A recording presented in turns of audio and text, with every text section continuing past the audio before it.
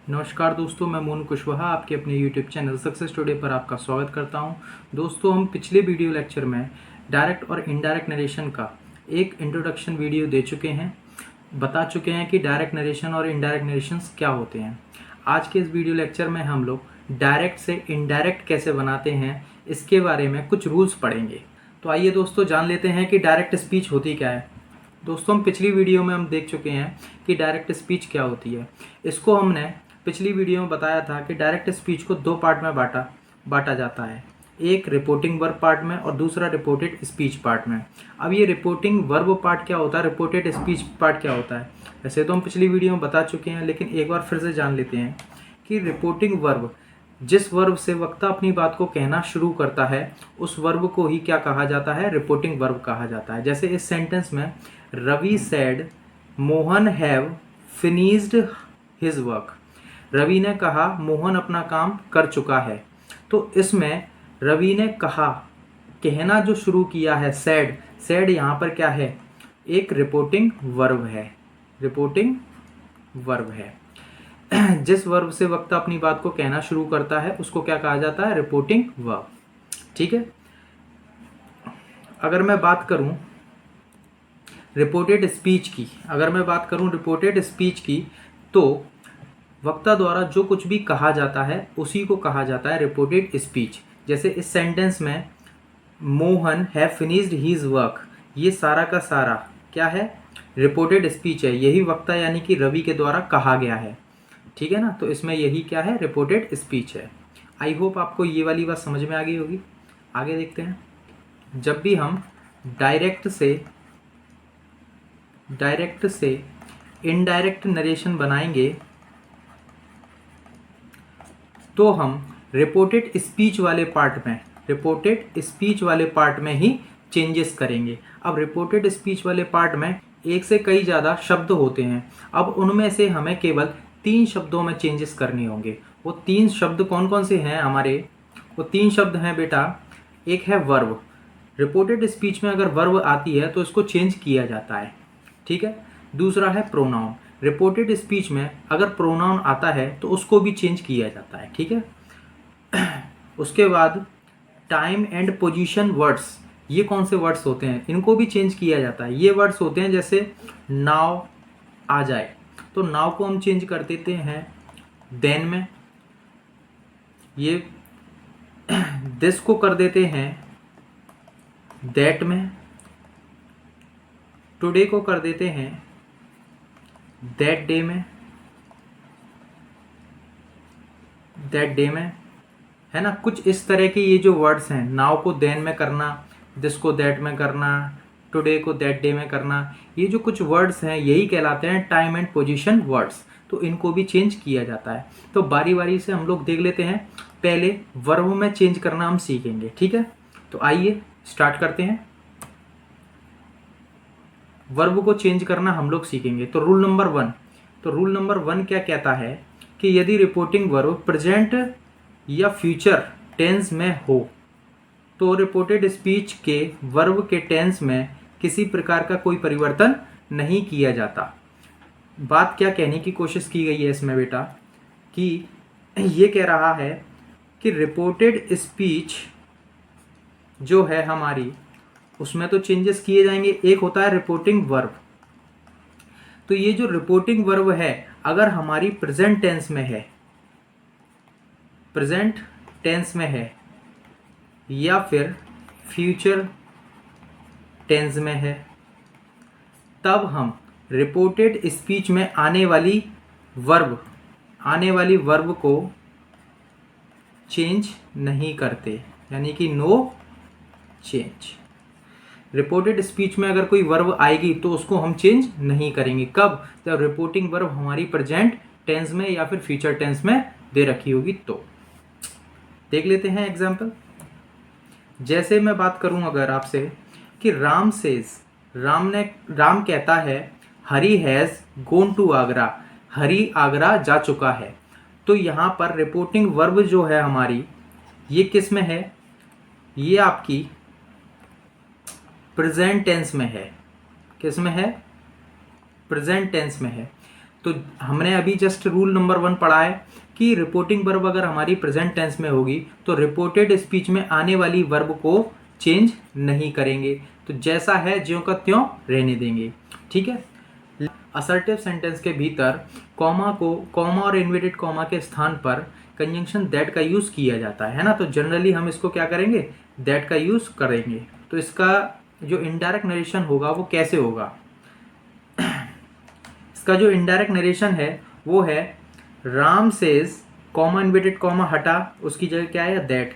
तो Ram says that Hari has gone to Agra, Hari Agra जा चुका है। तो यहाँ पर हमने हैज गोन को हैज गोन ही रहने दिया है। इसके पीछे रीजन क्या है कि रिपोर्टिंग वर्ब अगर हमारी प्रेजेंट इंडेफिनिट में होगी या फ्यूचर इंडेफिनिट में होगी या यूं कहें कि प्रेजेंट टेंस या फ्यूचर टेंस में होगी, तब हम रिपोर्टेड स्पीच में आने वाली वर्ब को चेंज नहीं करेंगे। आई होप ये वाली बात आपको समझ में आ गई होगी। आगे देखते हैं, एक सेंटेंस और देख लेते हैं। सोहन विल से, सोहन कहेगा आशा इज वेरी इंटेलिजेंट, आशा बहुत इंटेलिजेंट है। तो इस वाले सेंटेंस का जब हम इनडायरेक्ट नरेशन बनाएंगे तो हम सबसे पहले देखेंगे कि ये जो वर्ब है हमारी, क्या ये प्रेजेंट या फ्यूचर में तो नहीं है, कि हाँ है, फ्यूचर में है। विल से किस में आता है, फ्यूचर में। तो रिपोर्टेड स्पीच में आने वाली वर्ब में कोई चेंज नहीं करेंगे। ठीक है। तो कैसे बनाएंगे इसका, सोहन विल से, सोहन कहेगा, कॉमा इन्वर्टेड कॉमा हटेगा तो आ जाएगा कंजंक्शन दैट, फिर आशा इज वेरी इंटेलिजेंट।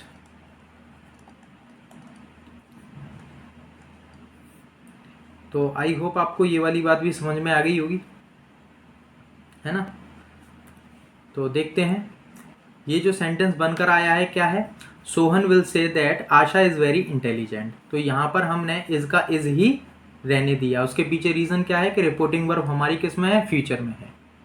आगे देख लेते हैं रूल नंबर 2। रूल नंबर 2 क्या कहता है कि जब हमारी रिपोर्टिंग वर्ब पास्ट टेंस में होती है तब रिपोर्टेड स्पीच में आने वाली वर्ब का टेंस चेंज करते हैं। यानी कि रिपोर्टिंग वर्ब अगर हमारी पास्ट टेंस में होगी तो रिपोर्टेड स्पीच में आने वाली वर्ब को चेंज करेंगे। ठीक है। लेकिन ये किसके अकॉर्डिंग करेंगे, इसके लिए हम छोटा सा चार्ट देख लेते हैं। जैसे ये चार्ट है हमारा, इसमें क्या होगा कि एक तरफ है डायरेक्ट, ऐसे लाइन कर देता हूँ और अच्छे से समझने के लिए। एक तरफ ये हमारा ये वाला पार्ट जो है ये है डायरेक्ट स्पीच वाला पार्ट, है ना, और ये वाला जो पार्ट है ये है इनडायरेक्ट स्पीच वाला पार्ट। इसमें भी हमारी दोनों में रिपोर्टेड स्पीच वाला पार्ट दे रखा है। ठीक है। अगर हमारी रिपोर्टिंग वर्ब पास्ट में होगी तब हम रिपोर्टेड स्पीच में आने वाली वर्ब को चेंज करेंगे। कैसे चेंज करेंगे, मान लीजिए रिपोर्टेड स्पीच में प्रेजेंट इंडेफिनिट टेंस का यूज हुआ है तो उसको चेंज कर देंगे हम किसमें, पास्ट इंडेफिनिट में।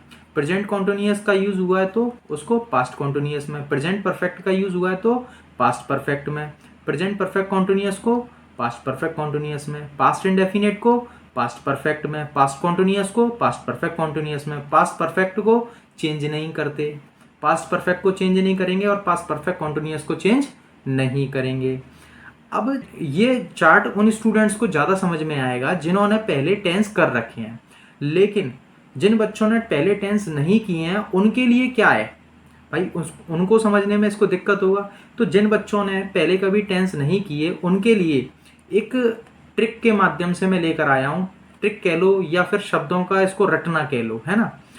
पहले कभी जिन्होंने टेंस नहीं पढ़े हैं या उनकी टेंस पे पकड़ उतनी अच्छी नहीं है तो वो सीधे सीधे इस चार्ट को याद कर सकते हैं। जैसे डायरेक्ट स्पीच में अगर डू और डज का यूज हो जाए, डू और डज वर्ब आ जाए तो उसको हम चेंज कर देते हैं डिड में, सिंपल है। इज और एम आ जाए तो उसको कर देते हैं वॉज में, आर को चेंज कर देंगे वर में, हैज और हैव आ जाए तो उसको चेंज करते हैं हैड में, हैज बीन या हैव बीन आ जाए तो उसको चेंज करते हैं हैड बीन में, डिड को चेंज करेंगे हैड में, वॉज वर को चेंज करेंगे हैड बीन में, हैड को चेंज नहीं करेंगे, हैड का हैड रहेगा, हैड बीन का हैड बीन ही रहेगा। अगर वर्ब की रिपोर्टेड स्पीच के अंदर अगर वर्ब की फर्स्ट फॉर्म या फिफ्थ फॉर्म आ जाए, फर्स्ट फॉर्म फिफ्थ फॉर्म का मतलब ये है कि फर्स्ट फॉर्म वर्ब की जैसे डू है तो डू की फर्स्ट फॉर्म डू रहती है, सेकंड फॉर्म डिड हो जाएगी, थर्ड फॉर्म डन हो जाएगी, फोर्थ फॉर्म डू, एक फिफ्थ फॉर्म और आती है जिसको कहते हैं हम डज, जो कि ये सिंगुलर फॉर्म होती है, ठीक है ना। तो इसी को कहा जाता है वर्ब की फिफ्थ फॉर्म। या तो फर्स्ट फॉर्म आ जाए या फिफ्थ फॉर्म आ जाए तो उसको चेंज करते हैं वर्ब की सेकंड फॉर्म में। वर्ब की अगर सेकंड फॉर्म आ जाए रिपोर्टेड स्पीच के अंदर, अगर वर्ब की सेकंड फॉर्म आ जाती है तो उसको हेड प्लस वर्ब की थर्ड फॉर्म के साथ चेंज कर देते हैं। अगर विल आ जाए तो उसको वुड में चेंज कर देंगे, शैल आ जाए तो उसको शुड में चेंज कर देंगे, कैन आ जाए तो उसको कुड में चेंज कर देंगे, मे आ जाए तो उसको माइट में चेंज कर देंगे। तो ये कुछ सिंपल वर्ड्स हैं जिनको चेंज हम कर सकते हैं। अगर आप इनको रट लेते हैं, याद कर लेते हैं तो आप इजीली डायरेक्ट से इनडायरेक्ट नरेशन को चेंज कर सकते हैं। तो देखते हैं, पहला क्वेश्चन हम देख लेते हैं। पहला क्वेश्चन है मोहन सेड, मोहन ने कहा, Rakesh does not tell a lie, Rakesh झूठ नहीं बोलता है। तो ये सेंटेंस है, जब मैं इसका इनडायरेक्ट नरेशन बनाऊंगा तब मैं कैसे बनाऊंगा, Mohan said comma inverted comma हटेगा तो कंजंक्शन दैट आ जाएगा, सिंपल है। राकेश, अब मैंने अभी थोड़ी देर पहले चार्ट में बताया था कि डज को हम चेंज करते हैं, डज को किस में चेंज करते हैं, डिड में चेंज करते हैं। तो वही हम यहाँ करेंगे। तो डज को किस में चेंज कर देंगे, डिड में, फिर उसके बाद नॉट, फिर उसके बाद टेल अ लाई। तो वेरी सिंपल था। तो इस तरह से हम अपना एक इनडायरेक्ट नरेशन बना लेंगे। तो आइए हम एक क्वेश्चन और देख लेते हैं। मान लीजिए कि क्वेश्चन कुछ इस तरह से आ जाए, मोहन सेड, मोहन ने कहा, राकेश टेल्स अ लाई। अब यहाँ पर कोई डज तो है नहीं जिसको हम डिड में जाकर के चेंज कर देंगे। यहाँ पर क्या है, लेकिन यहाँ पर ये क्या है, वर्ब की कौन सी फॉर्म है, ये वर्ब की फिफ्थ फॉर्म है। टेल्स क्या होती है, वर्ब की फिफ्थ फॉर्म होती है। तो फिफ्थ फॉर्म को हम किस में चेंज करते हैं, सेकेंड फॉर्म में। जस्ट अभी पिछले वाले चार्ट में मैंने आपको बताया था कि वर्ब की फर्स्ट फॉर्म या फिफ्थ फॉर्म को किस में चेंज करते हैं, वर्ब की सेकेंड फॉर्म में चेंज करते हैं। तो आइए देख लेते हैं।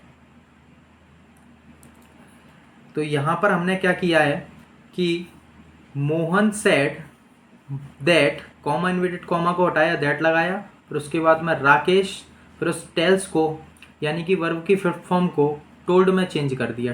टोल्ड टेल की सेकंड फॉर्म होती है, तो इसलिए हमने टेल्स को किस में चेंज कर दिया, टोल्ड में चेंज कर दिया।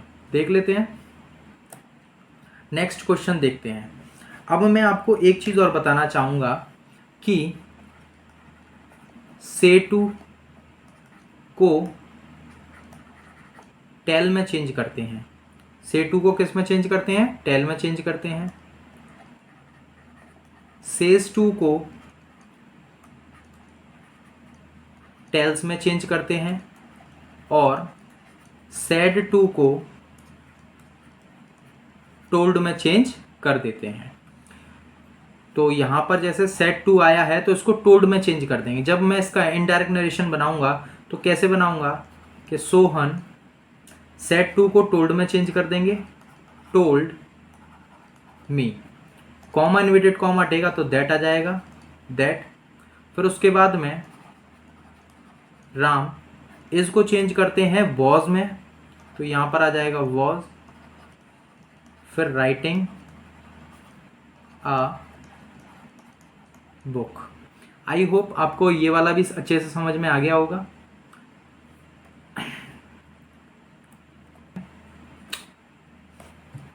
अगला क्वेश्चन है, सोहन सेड, सोहन ने कहा, संध्या हैज कंप्लीटेड हर वर्क, संध्या अपना काम कर चुकी है।